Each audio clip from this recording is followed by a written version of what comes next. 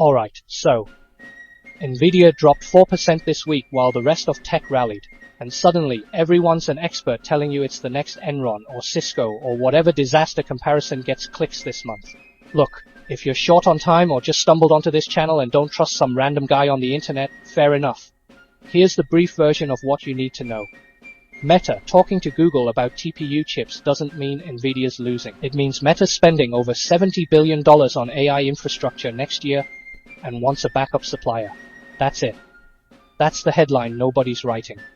But if you've got 10 minutes, I'm going to walk you through why this negative sentiment wave is hitting Nvidia right now, right after it touched all-time highs, let's just say suspiciously well-timed, and why the technical reality of what's actually happening in AI infrastructure looks nothing like what you're reading in headlines. And greetings. For those who are new here, I'm DataCat, a very average former corporate analyst at a Fortune 50 company, reluctantly traded the cubicle for, well, this.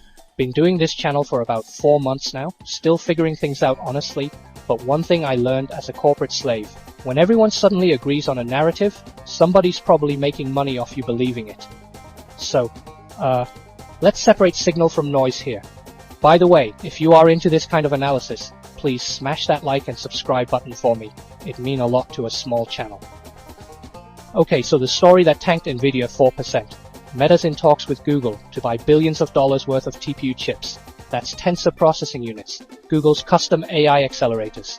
Starting deployments in 2027, maybe renting cloud capacity as early as next year. And the narrative writes itself, right? The legendary investor Warren Buffett is also buying Google. Google's dethroning Nvidia. The GPU king is dead. Long live the TPU. Except that's not what's happening at all. So here's what the headlines aren't telling you. Meta isn't replacing Nvidia. They're diversifying suppliers. There's a massive difference. When you're spending $70 billion on infrastructure in a single year, you don't put all your chips, pun intended, with one vendor. That's just basic risk management. It's not dramatic, it's not a betrayal, it's just boring corporate strategy. And here's the thing about TPUs that headlines explained. They're specialists. GPUs are generalists. Think of it this way. TPUs are like that coworker who's absolutely incredible at one specific task. You need a pivot table analyzed? They're your person. But ask them to do literally anything else, and yeah, GPUs are the person who can do pivot tables, presentations, code a little Python, fix the printer, and somehow still make the afternoon meeting. They're not the best at any one thing, but they can do everything pretty well. Technically speaking, TPUs are purpose-built for tensor operations. Basically matrix math, the core of neural network calculations. They're phenomenal for large batch inference workloads. They've been around for years. If you have done a bit of data science projects on Google Colab, you'd know. But here's where it gets limiting. TPUs only run on Google Cloud. That's it. You want multi-cloud deployment? You want on-premise hardware? You want flexibility? You're out of luck. You're locked into Google's infrastructure, Google's pricing, Google's terms. One former Google Cloud employee put it bluntly, and I'm paraphrasing here. The main problem for TPU adoption is ecosystem. Nvidia's CUDA is engraved in the minds of most AI engineers. And that's not hyperbole. Just way before all this generative AI hype, we all learn and use CUDA for ML projects. PyTorch, the dominant machine learning framework, is built around CUDA. The entire software stack, the tutorials, the community support, the libraries, it's all Nvidia.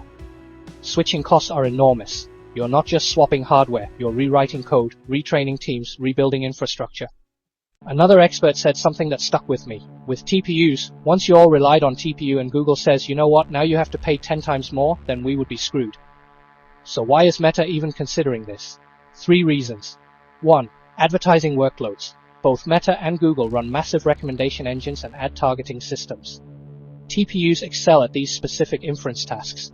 It's a good fit for a portion of their workload.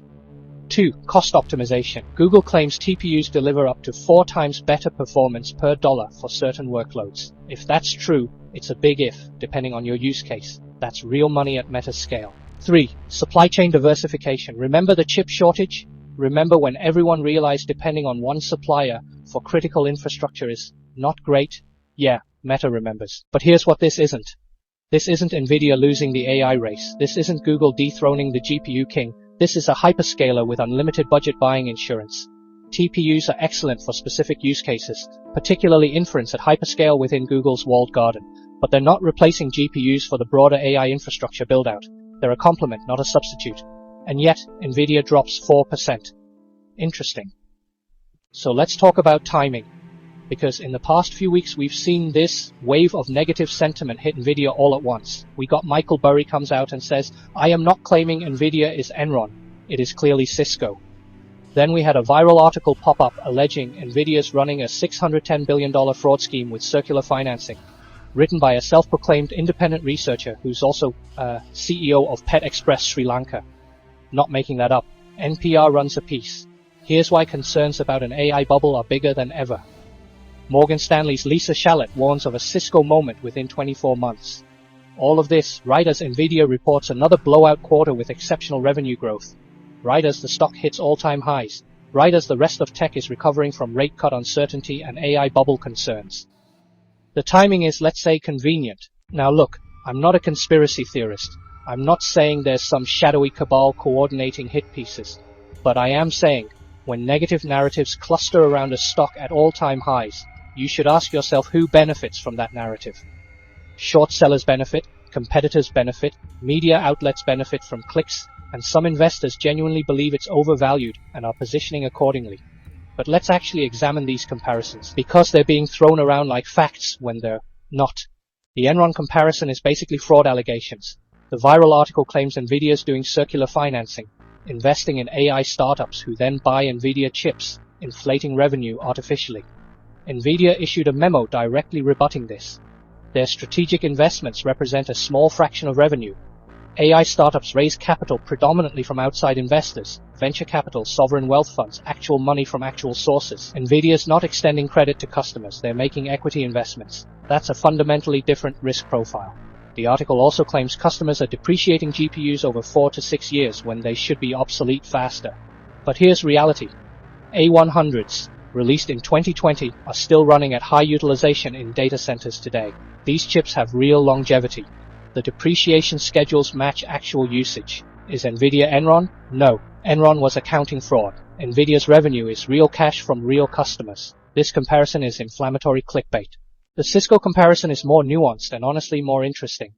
Burry's argument goes like this.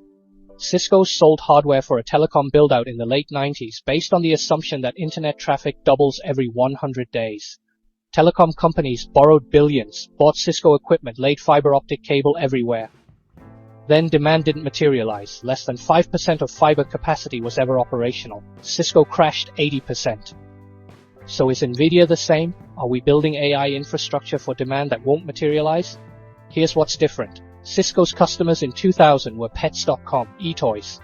Startups burning venture capital with no path to profitability. Nvidia's customers today are Google, Meta, Amazon, Microsoft, the most cash-rich companies in human history. They're not borrowing to buy chips. They're spending operating cash flow.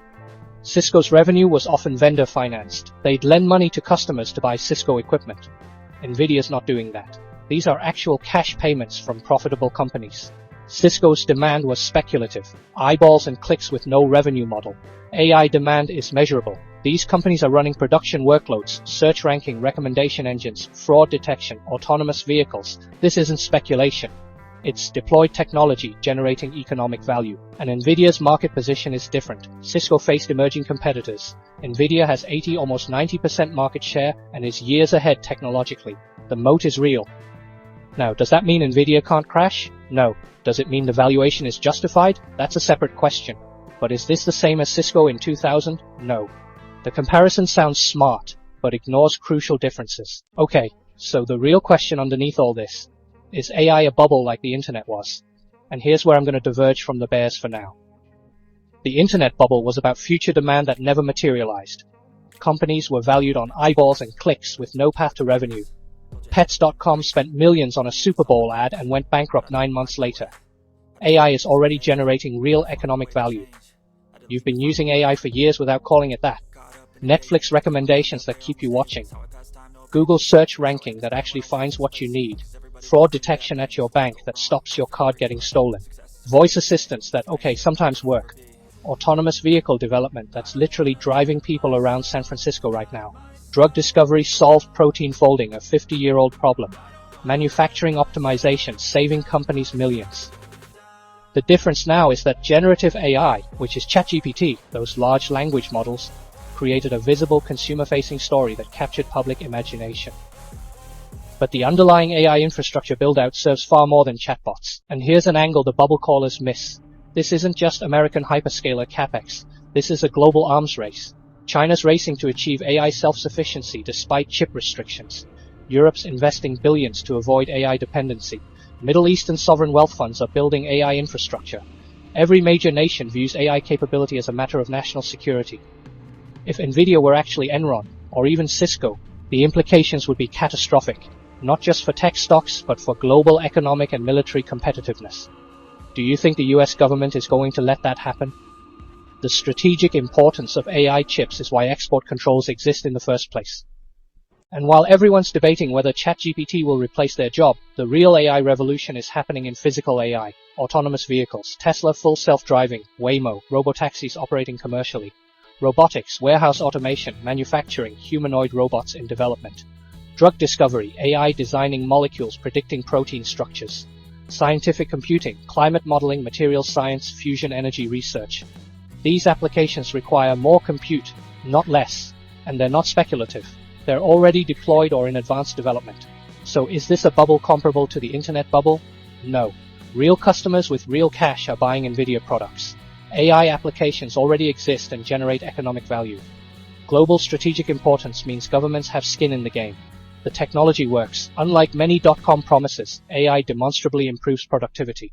But does that mean Nvidia's a guaranteed winner at current prices? The execution risk exists, but I still don't see any major fundamental shift right now. Just look at Apple. People have been betting Apple to be dead for months, for years, and here we are.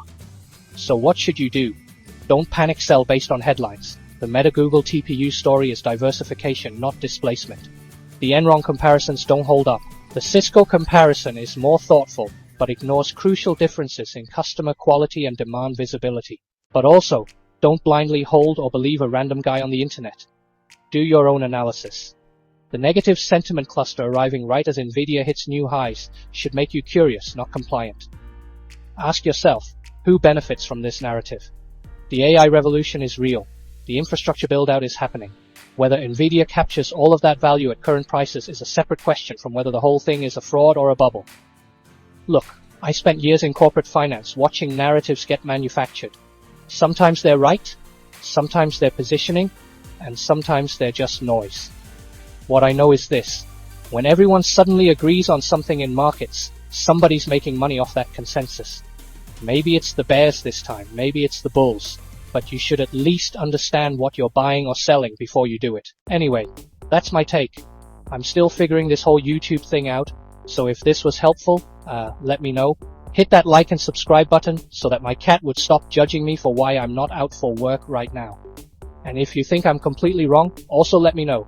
I read comments. Sometimes I even respond. Cats are good at ignoring people, but I'm trying to be better. Alright, DataCat out. Stay safe and stay sharp out there. I'll see you in the next